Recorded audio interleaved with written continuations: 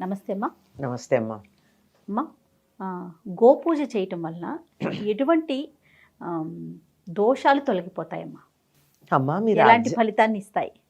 అమ్మా మీరు ఆధ్యాత్మికంగా అడుగుతున్నారా, లౌకికంగా అడుగుతున్నారా? మీతో నేను ఆధ్యాత్మికంగా అడిగినా లౌకికంగా అడిగినా రెండు విధానాలు చెప్తారమ్మా మీరు.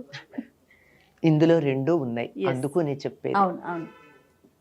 ఆధ్యాత్మికంగా గనక అయినట్టయితే గోవు అన్ని జీవుల అన్ని పశువుల్లాగా పుట్టింది కాదు. పశువులన్నీ ఒక రకంగా ఉంటే జంతువులు అని చెప్తామే, అలా పుడితే గోవు మాత్రం ప్రత్యేకమైనటువంటి పుట్టుక కలిగింది. కామధేనువు, సురభి ఇలా ఉన్నాయి. అంచేత దానికి అది ప్రత్యేకమైంది గనక దాన్ని జంతువుగా మనం పరిగణించడానికి వీల్లేదు. దేవతలు మనకు ప్రసాదించినటువంటి ఒక వరంగా భావించి దాన్ని పూజించాలి అని చెప్తారు. గోమాత అంటాం. అదేంట మనకున్నటువంటి తల్లుల్లో కన్న తల్లి ఒకటి మాత, తర్వాత గోమాత, గీతామాత, గంగామాత. వీటినే మనం మాత అన్న పేరుతో పిలుచుకుంటూ ఉంటాం.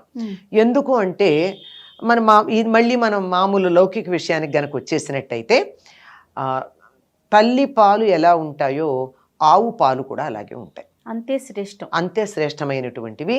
ఏ ఆవు? దేశీయమైనటువంటి ఆవు. దేశీయమైన ఆవు, దేశీయం కాని ఆవు ఏమిటి అంటే సంకరజాతి కాదు అనడానికి మూపురం ఉంటే దేశీయమైన ఆవు. ఇది కూడా 84 జాతులు ఎన్నో ఉండేవిట మనకి, సంఖ్యదు మర్చిపోయాను. కానీ ప్రస్తుతం కొద్ది జాతులే లభ్యమవుతున్నాయి మనకి బాగా తెలుగు వాళ్ళకి తెలిసింది ఒంగోలు జాతి ఒకటి, గిర్ ఒకటి, కపిల ఒకటి, ఇలాంటివి చాలా ఉన్నాయి. వాటిల్లో శ్రేష్టమైనటువంటివి ఈ జాతులన్నిట్లోనూ గనక చూసినట్టయితే వీటన్నిటికీ ఉన్న సామాన్య లక్షణం ఏమిటంటే మూపురం ఉండడం. ఈ మూపురం ఉండడం ద్వారా ఆవు చేసే పని ఏమిటంటే సూర్యశక్తిని నేరుగా మూపురం నుండి గ్రహిస్తుంది. అది సౌరశక్తి. ఆ సౌరశక్తిని గ్రహించి అది తన పాలల్లో తీసుకుని దాన్ని, అది కూడా సౌరశక్తి ఎట్లా గ్రహిస్తుంది? హిరణ్య కిరణమో ఏదో చెప్తారు దాన్ని, అంటే బంగారు రంగు ఉన్న కిరణం, దాన్ని గ్రహించి దాని పాల ద్వారా మనకు అందిస్తుంది. అందుకే ఆవు పాలు కొంచెం లేత పసుపు రంగులో ఉంటాయి. మన శరీరానికి ఎంత, ఒక మానవ శరీరానికి ఎంత బంగారం కరిగించుకుని మనం తీసుకోగలమో ధాతువు అంత పాలల్లో ఉంటుంది. అందువల్ల ఆవు పాలు శ్రేష్టం. పైగా సూర్యశక్తిని గ్రహిస్తుంది గనక, మనకి సూర్యుడు ఆత్మకారకుడు గనక ఆవు పాలు తాగినంత కాలం మన జాతి తలెత్తుకుని చాలా గర్వంగా ఉంది, ఆత్మగౌరవంతో ఉంది. ఆవు పాలు తాగడం మానేసాక మనం జీ హుజూర్, ఎస్ సర్ అంటూ ఇతరులకి బానిసత్వానికి లోబడిపోయాం. ఇప్పటికి కూడా మనం స్వతంత్రంగా ఉన్నామని చెప్పగలమా అమ్మ? ఎన్నో విషయాలకు బానిసలం. అవునమ్మా.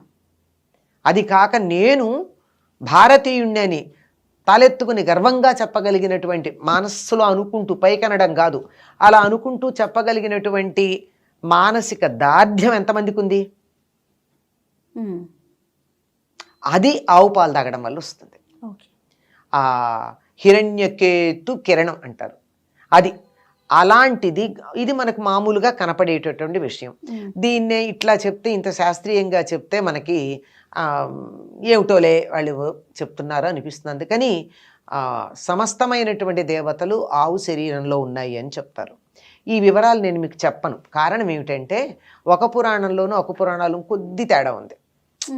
అంటే దాని గిట్టల్లో ఎవరుంటారు, కాళ్ళల్లో ఎవరుంటారు, మూపురంలో ఎవరుంటారు, ఉండేటటువంటి వాటిల్లో స్వల్పంగా తేడా ఉంది. అయినా పట్టిక చెప్తే ఎవరికి గుర్తుంటుంది? కనుక మొత్తం సమస్తమైనటువంటి దేవతా శక్తులు గోవు శరీరంలో ఉన్నాయి. లక్ష్మీదేవి మాత్రం పృష్ఠభాగంలో ఉంటుంది, వెనక వైపు. అందుకే గోవు ముఖం చూడకూడదు, వెనక భాగం చూడాలి అని చెప్తారు. వాస్తవంగా గనక చూసినట్టయితే గోవు వెనక భాగమే లక్ష్మీప్రదం. ఎలా అంటే ఆవు పేడని మాత్రమే సేకరిస్తే కోటీశ్వరుడు అవ్వచ్చండి ఒక్క ఆవు ఉంటే. ఆవు పాలను అమ్ముకుంటే డబ్బేం రాదు. దానివల్ల వచ్చేదానికన్నా ఆవు పేడతో వచ్చేది చాలా ఉంది. దాంతో చేసేటటువంటి వస్తువులు కానీ, తయారయ్యేటటువంటి పదార్థాలు కానీ, దాని విలువ కానీ ఇంత అంత అని చెప్పడానికి వీల్లేదు.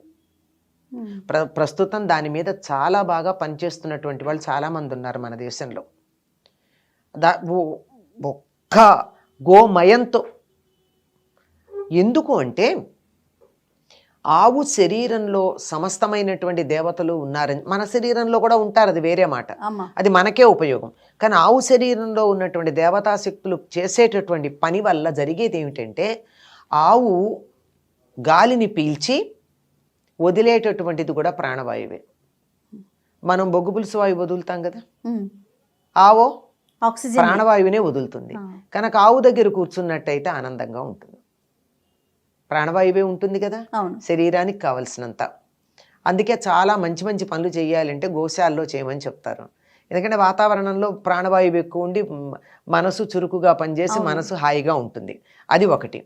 ఇంకొకటి, ఆవు తాను ఏమి తిన్నా తిరిగి ఇచ్చేది మాత్రం అమృతోపమానమైనటువంటి పాలు.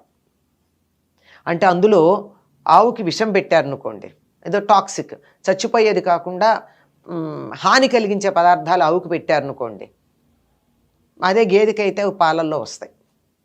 కానీ ఆవు మాత్రం అది దాని మాంసంలోనే ఉంచుతుంది ఆ విష పదార్థాలన్నీ, మంచి పాలే ఇస్తుంది. దీనికి ఉదాహరణగా చెప్తారు, ఇప్పుడు గేదె పాలు ఉన్నాయి, అది తినే ఆహారాన్ని బట్టి గేదె పాల క్వాలిటీలో వాసన అది కూడా వస్తుంది. వేసవి కాలంలో వరిగడ్డి తింటే పాల వాసన వేరు.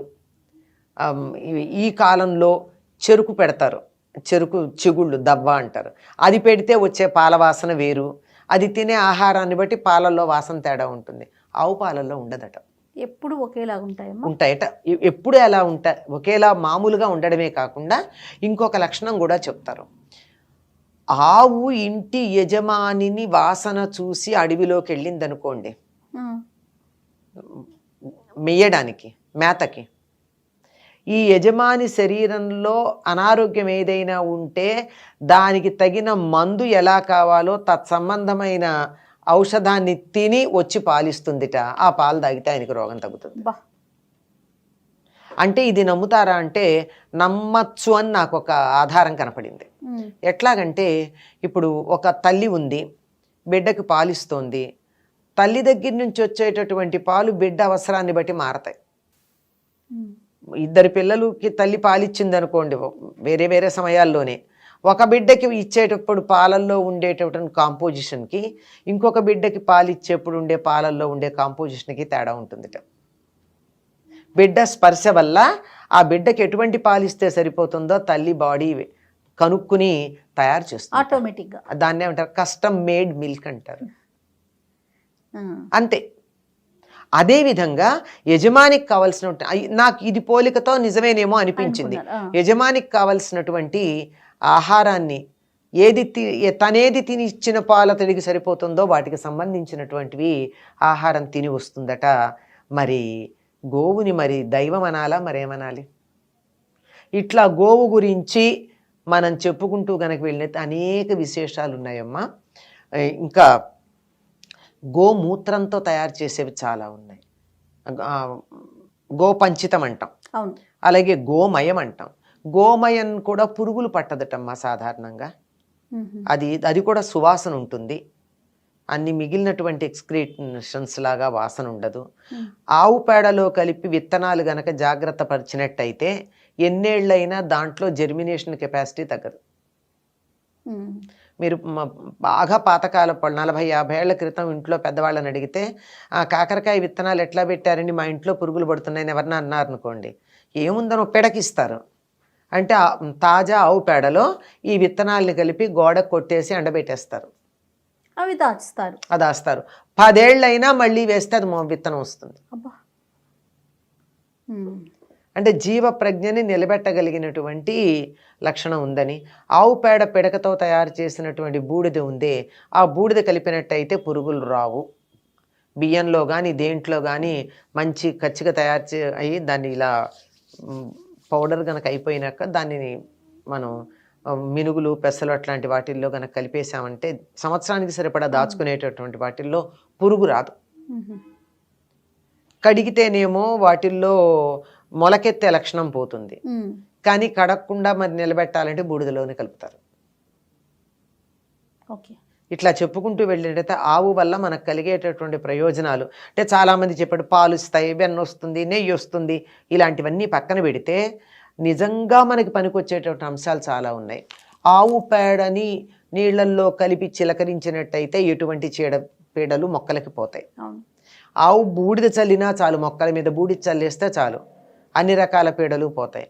అంతేకాదమ్మా, సహజంగా చనిపోయినటువంటి ఆవు కొమ్ము తీసుకొచ్చి దాంట్లో ఆవు పేడ వేసి నేలలో దాన్ని పాతి పెడితే 6 నెలల తర్వాత తీస్తే పేడంతా ఇలా మెత్తగా తయారైపోతుంది. ఆవు పేడ కొమ్ములో ఉంటుంది కదా, దాన్ని తీసి భద్రపరిచి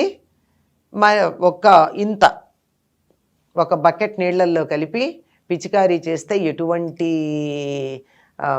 క్రిములు పోతాయి మొక్కలకి.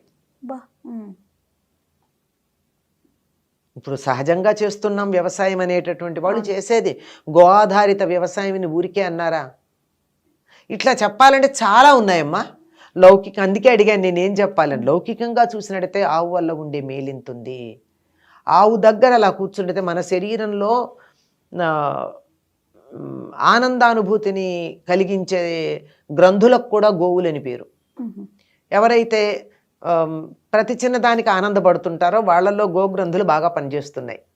కొంతమందికి అసలు ప్రపంచం తెచ్చి చేతిలో పెట్టినా నవ్వు రాదు, ఎప్పుడు అని ఏడుపు మహాలుగా ఉంటారు.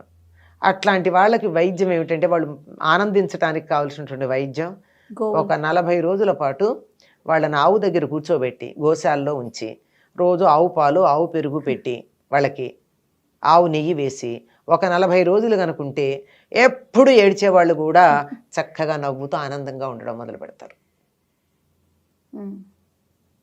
ఇన్ని ఉపయోగాలు ఇంకా చెప్పుకుంటూ పోతే చాలా ఉన్నాయమ్మా.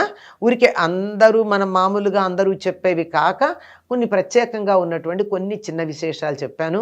గోవుని గనక మనం ఆరాధించినట్టయితే తప్పనిసరిగా సంతానం కలుగుతుంది.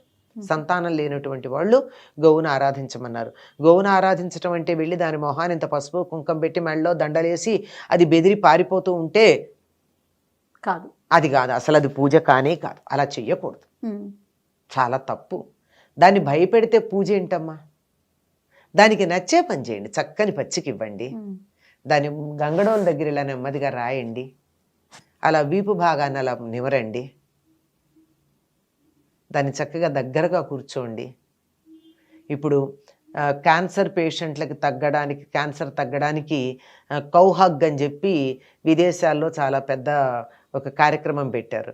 ఇన్ని నిమిషాలు ఆవుని కౌగిలించుకుని పెడితే ఇంత డబ్బు అని చెప్పి పెట్టి, మనకు అందుబాటులో ఉంది కదా, దాని విలువ మనకి తెలియదు. అంతేనమ్మా, అది నిజమే. ఇలా చెప్పుకుంటూ పెడితే ఎన్నున్నాయో చెప్పలేం. చాలా సంతోషం అమ్మ. గోవుని గౌరవిద్దాం, కాపాడుకుందాం.